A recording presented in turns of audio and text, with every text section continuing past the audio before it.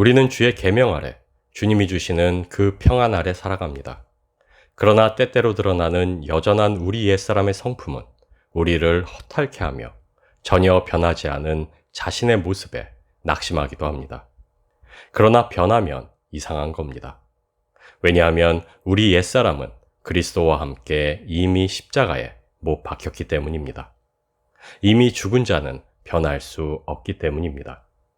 그리스도 안에서 하나님의 자녀로 살아가는 우리들 자신의 성품은 세상의 지혜와 경건이 이야기하듯 변하거나 나아지지 않습니다. 우리의 인격은 결코 도야되지 않습니다. 단지 우리 안에 그리스도께서 사실 뿐입니다. 우리는 우리 자신의 인격의 완성을 기대하고 바라는 자들이 아니요 이미 죽은 내 안에 임하여 역사하시는 그리스도만이 사시기를 소망하는 자들입니다.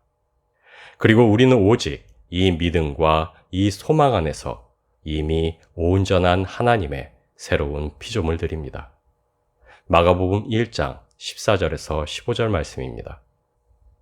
요한이 잡힌 후 예수께서 갈릴리에 오셔서 하나님의 복음을 전파하여 이르시되 때가 찼고 하나님의 나라가 가까이 왔으니 회개하고 복음을 믿으라 하시더라. 회개로 우리 주 예수 그리스도를 믿는 그 믿음으로 그리고 새 계명의 순종함으로 이미 하나님의 나라를 살아가는 우리입니다. 단번에 이루신 우리 주님의 십자가 능력과 부활로 이루신 영원한 생명. 그것으로 우리는 의와 생명의 나라를 살아가는 영원을 소유한 존재가 되었습니다. 그러나 그 영원에도 불구하고 우리는 오늘을 회개하며 오늘의 믿음을 또다시 하나님 앞에서 확증하며 오늘 내 안에 이미 임한 하나님 나라를 새롭게 세상 가운데 선포하는 삶으로 살아가야만 합니다. 어제의 회개가 아닌 오늘의 회개로, 어제의 믿음이 아닌 오늘의 믿음으로, 어제의 나라가 아닌 오늘, 바로 지금 임하여 있는 나라를 살아가야만 합니다. 왜냐하면 우리 안에 이루신 그 영원이 바로 오늘 우리의 삶 가운데 역사하고 있기 때문입니다. 우리가 소유한 영혼은 지나간 것이 아니요 앞으로 다가오게 될 것이 아닌 바로 지금 우리와 함께하는 현존이기 때문입니다. 어제 역사하셨던 하나님이 오늘 우리 안에 역사하시며 내일도 동일하게 역사하실 하나님이 바로 오늘 우리와 함께 하시기 때문입니다. 영원이신 하나님이 바로 오늘 우리 안에서 그 영원으로 역사하시기 때문입니다. 히브리서 6장 1절에서 2절 말씀입니다. 그러므로 우리가 그리스도의 도의 초보를 버리고 죽은 행실을 회개함과 하나님께 대한 신앙과 침례들과 안수와 죽은 자의 부활과 영원한 심판에 관한 교훈의 털을 다시 닦지 말고 완전한 대로 나아갈지니라. 우리는 믿음으로 삽니다. 우리는 오직 믿음으로 이미 임한 하나님 나라를 살아갑니다. 그러나 그 영원의 나라에 믿음으로 거하기 전에 우리가 해야만 하는 것이 있습니다. 그것은 바로 회개입니다.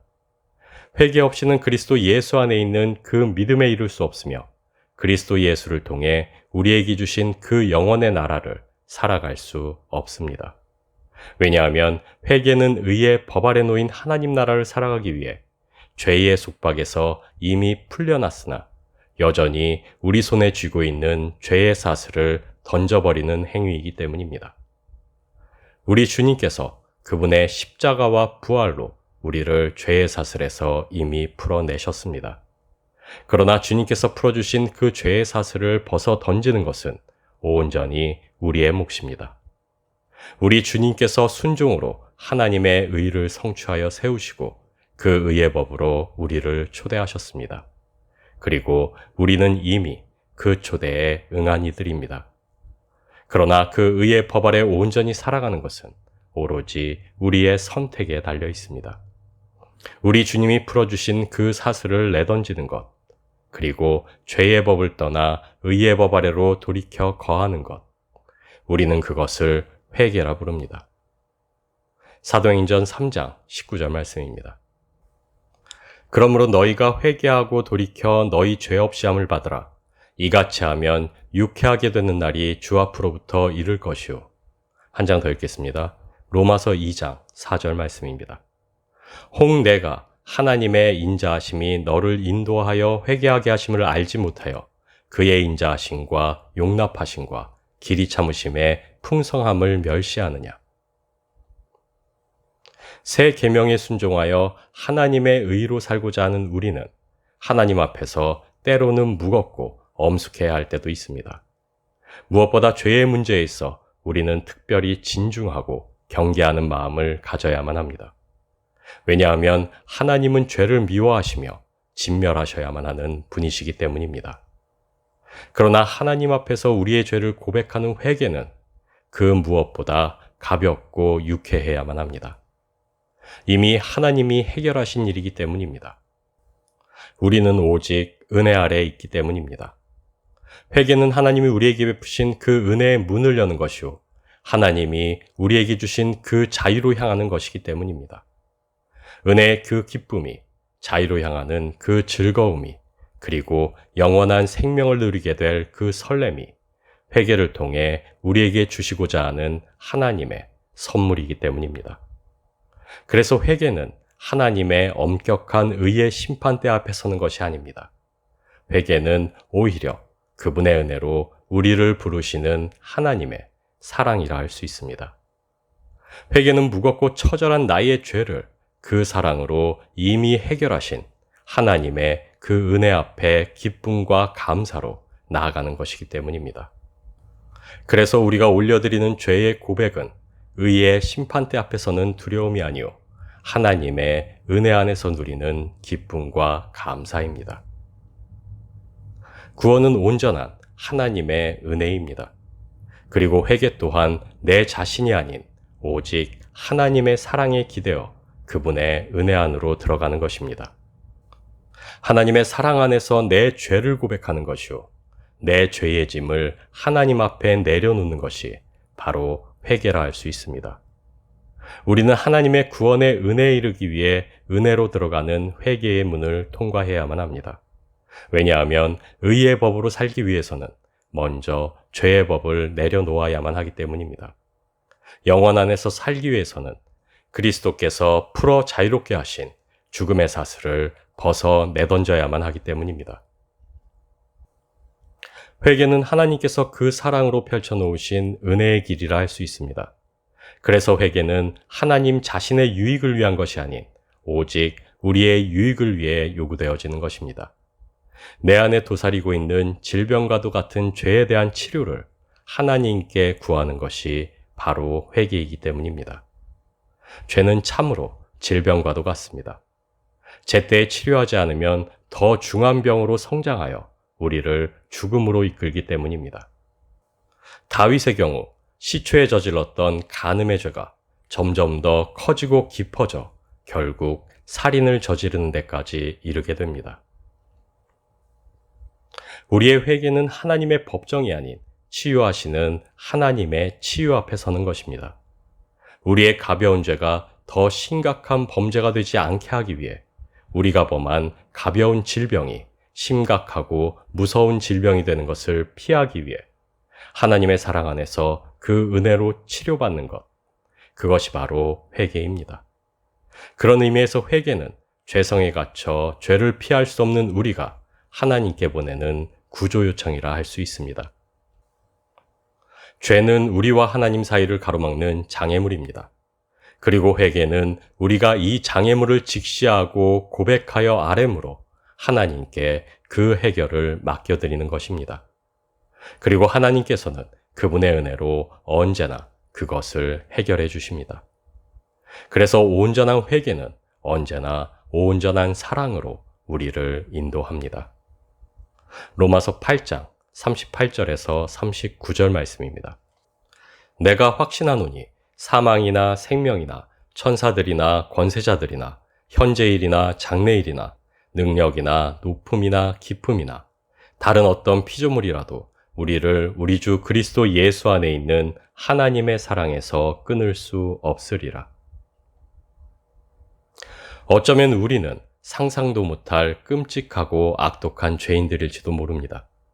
그러나 우리가 기억해야만 하는 것은 하나님은 상상도 못할 거대하고 깊은 사랑으로 우리를 사랑하고 계신다는 사실입니다.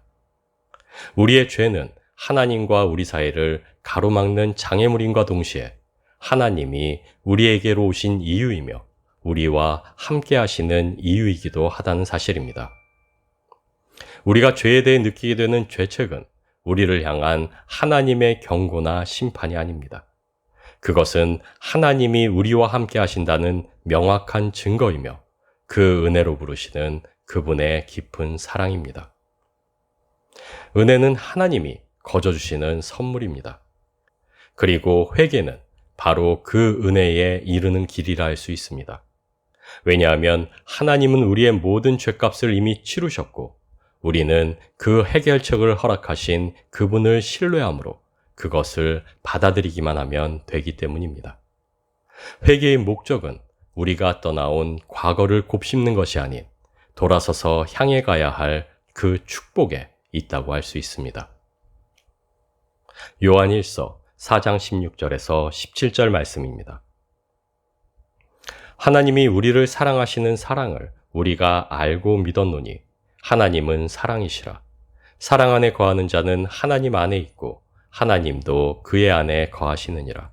이로써 사랑이 우리에게 온전히 이루어진 것이 우리로 심판날에 담대함을 가지게 하려 함이니 주께서 그러하심과 같이 우리도 이 세상에서 그러하니라. 믿지 않는 세상에게 죄 그 자체와 더불어 죄를 심판하시는 하나님의 공의는 분명 두렵고 심각한 것일 수 있습니다. 그러나 믿는 우리는 다릅니다. 우리 주님께서 이미 십자가 위에서 그 모든 죄에 대한 하나님의 심판과 분노를 다 감당하셨습니다. 그래서 믿는 우리에게 죄에 대한 하나님의 심판으로 죄를 다루는 것은 분명한 오류일 수 있습니다. 믿는 우리에게 죄에 대한 심각성은 죄 그 자체에만 있다고 할 수 있기 때문입니다. 믿는 우리에게 엄정하고 심각한 것은 죄 그 자체이지 하나님의 두려운 심판이 아닙니다. 왜냐하면 우리는 이미 하나님의 은혜 아래에 있기 때문입니다. 하나님께서 우리를 향해 죄의 심각성과 그 파괴적인 영향력을 경고하시는 이유는 그 죄 때문에 우리를 심판하려 하심이 아니요 그 죄로부터 우리를 보호하시고자 하는 은혜이기 때문입니다. 하나님은 오늘도 우리의 죄를 책망하십니다. 그러나 그것은 하나님의 의의 심판이 아닌 하나님의 깊은 사랑에 기인합니다. 우리가 명심해야만 하는 것은 회개 그 자체가 아닌 우리에게 회개를 주신 하나님의 그 뜻이라 할 수 있습니다. 회개는 우리가 죄 아래 있지 않음을, 우리 옛사람은 이미 그리스도와 함께 십자가에 못 박혔음을 상기케 하는 하나님의 은혜입니다. 회개는 죄 아래 죄의 법이 아닌 하나님의 의의 법 아래 우리가 거하고 있음을 믿음으로 보게 하시는 하나님의 은혜입니다. 예수 그리스도 안에 의의 법 아래 두신 그 믿음으로 우리를 부르시며 인도하시는 하나님의 깊은 사랑이 바로 회개입니다. 로마서 15장 13절 말씀입니다. 소망의 하나님이 모든 기쁨과 평강을 믿음 안에서 너희에게 충만하게 하사 성령의 능력으로 소망이 넘치게 하시기를 원하노라. 하나님께서는 죄로 고민하며 죄에 짓눌린 우리가 아닌 그분의 사랑 안에서 소망의 기쁨으로 충만한 우리이기를 원하십니다. 그래서 하나님은 우리의 모든 죄를 하나뿐인 자신의 아들에게 담당시키셨습니다. 하나님께서는 죄책으로 낙심하는 우리가 아닌 구원의 자유 안에서 감사하는 믿음으로 살아가는 우리를 원하십니다.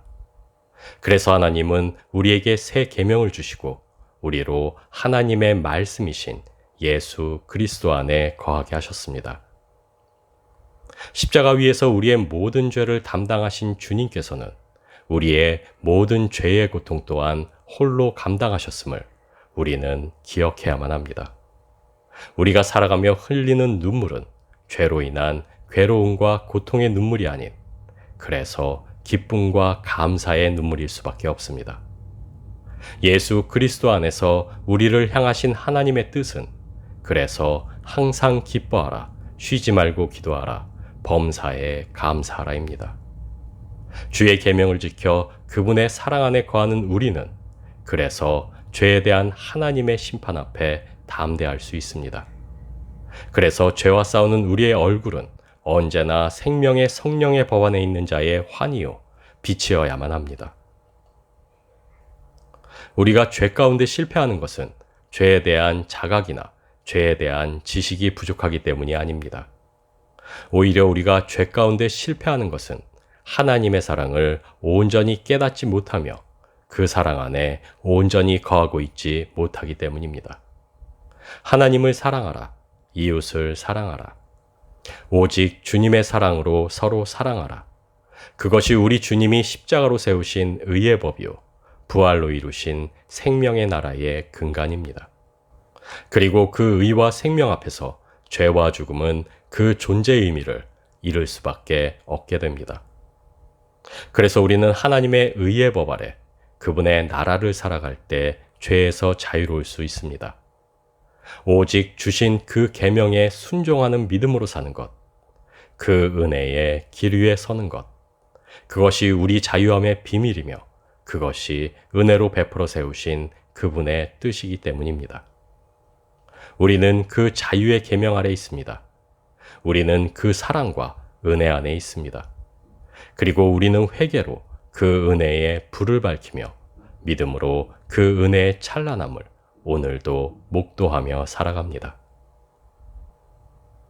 우리에게 이미 이루어진 구원이 오직 은혜라면 아직 이루어지지 않은 구원의 완성 또한 오직 은혜 아래 있다고 할 수 있습니다.